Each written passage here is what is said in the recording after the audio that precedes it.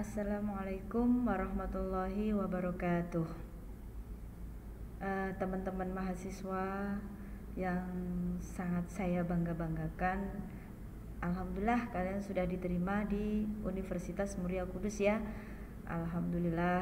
Nah, oke teman-teman, kita akan membahas di kuliah pertemuan kedua ini tentang point of view dalam memahami Islam.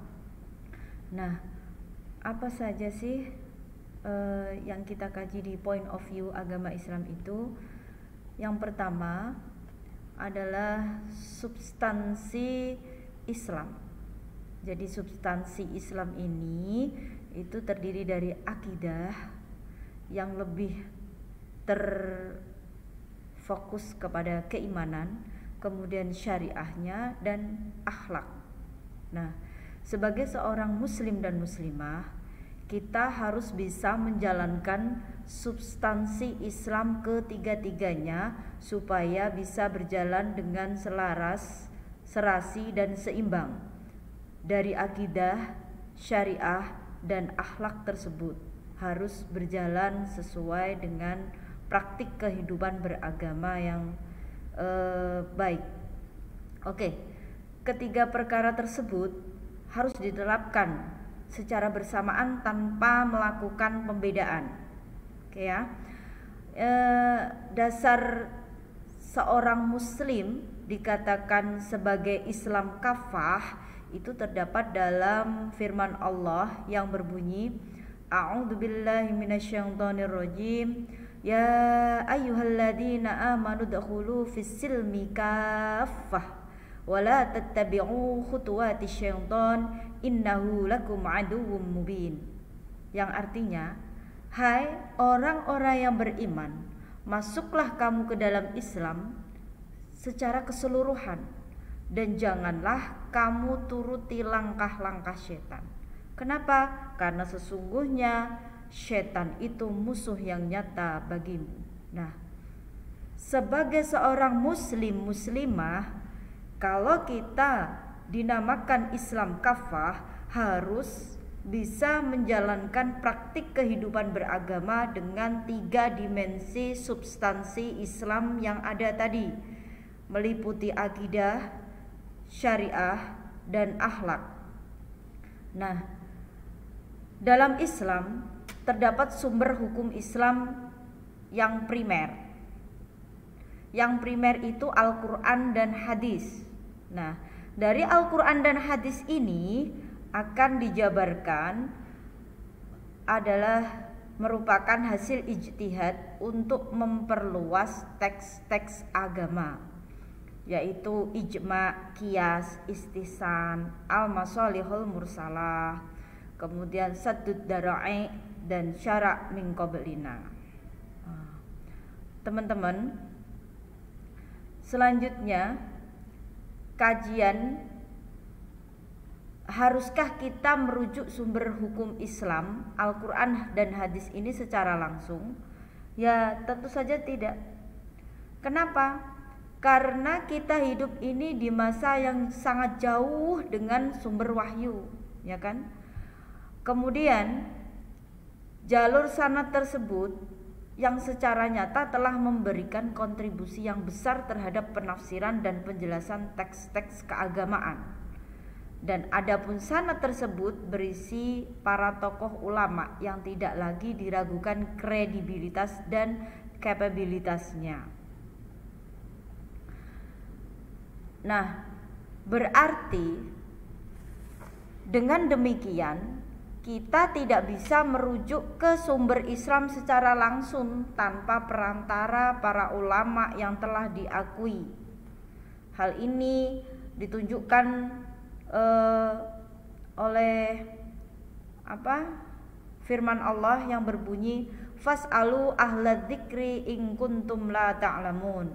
Maka bertakwalah kepada orang yang mempunyai pengetahuan jika kamu tidak mengetahui. Nah, dari sinilah maka timbulnya beberapa faham yang mengikuti berbagai macam madzhab. Nah, Kenapa? Ya tadi karena alasannya itu kita tidak bisa merujuk Al-Quran dan hadis secara langsung. Oke, kemudian kajian berikutnya adalah sunnah dan bid'ah. Sunnah itu apa?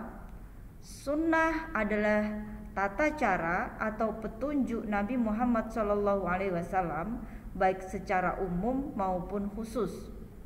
Nah, dalam hal ini, dalam sunnah ini itu terdiri dari perbuatan, perintah, ketetapan, dan penolakan atau larangan.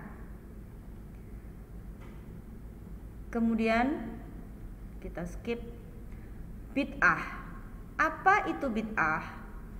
Bid'ah adalah perkara baru yang tidak pernah ada sebelumnya atau ada tapi ditolak.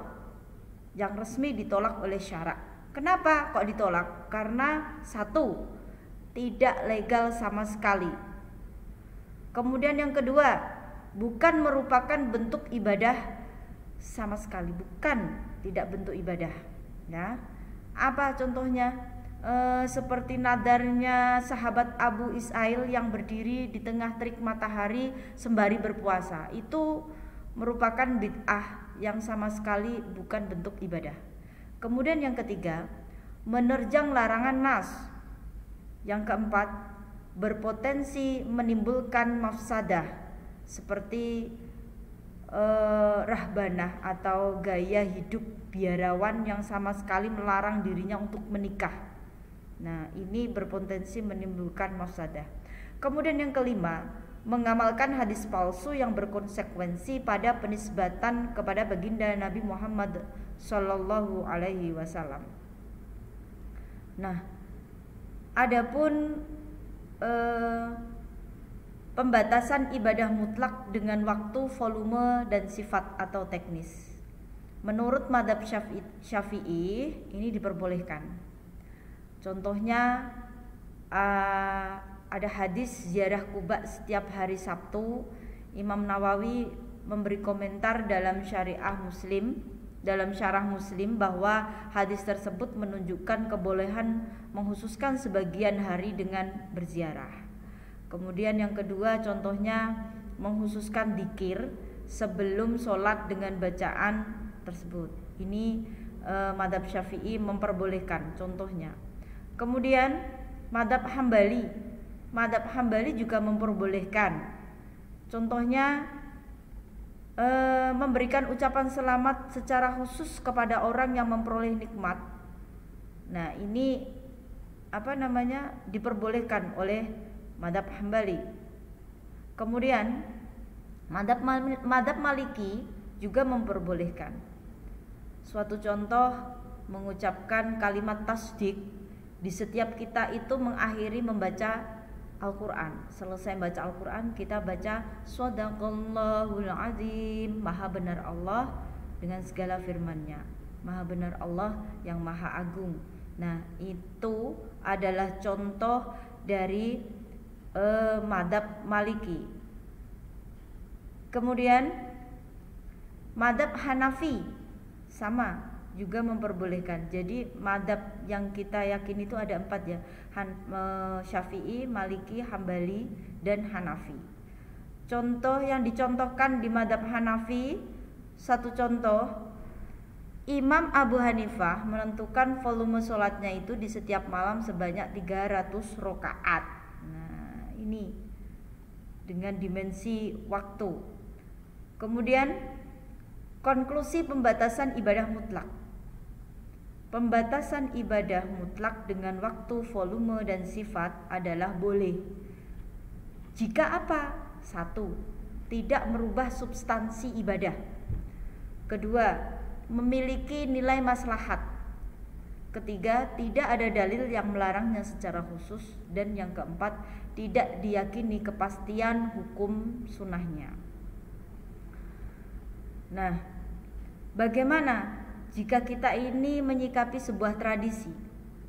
Tradisi atau uruf adalah perbuatan atau ucapan yang dilakukan secara berulang-ulang sehingga bisa diterima oleh khalayak dan tertancap di hati, diterima di akal sehat dan dijaga keberlangsungannya. Landasan tradisi ini sesuai dengan khudil afwa wa'mur bil urfi wa'rid 'anil jahilin. Firman Allah semacam itu. Jadilah engkau pemaaf dan suruhlah orang mengerjakan yang ma'ruf serta berpalinglah dari orang-orang yang bodoh. Dalam menghadapi tradisi, kita juga menggunakan sebuah kaidah. Nah, kaidah yang diterapkan Ahlus Sunnah wal Jamaah, al-muhafadzatu 'alal qadimis shalih wal ahdu bil jadidil aslah. Kita hendaknya ini memelihara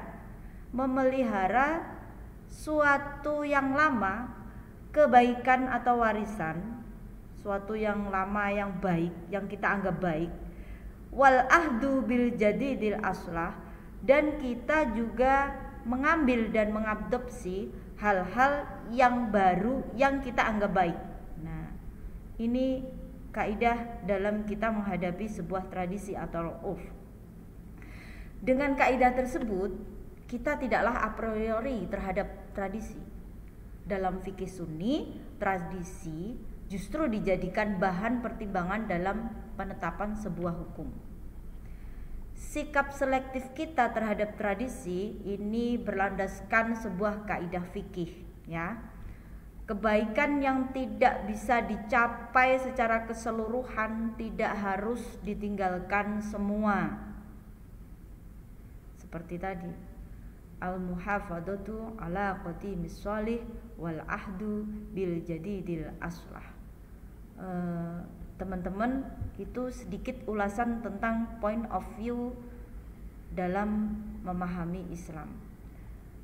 Demikian yang dapat saya sampaikan. Silahkan kalian cermati, kalian fahami, kemudian carilah referensi untuk memperkuat kajian pada point of view dalam memahami Islam ini. Jazakumullahu khairul jaza.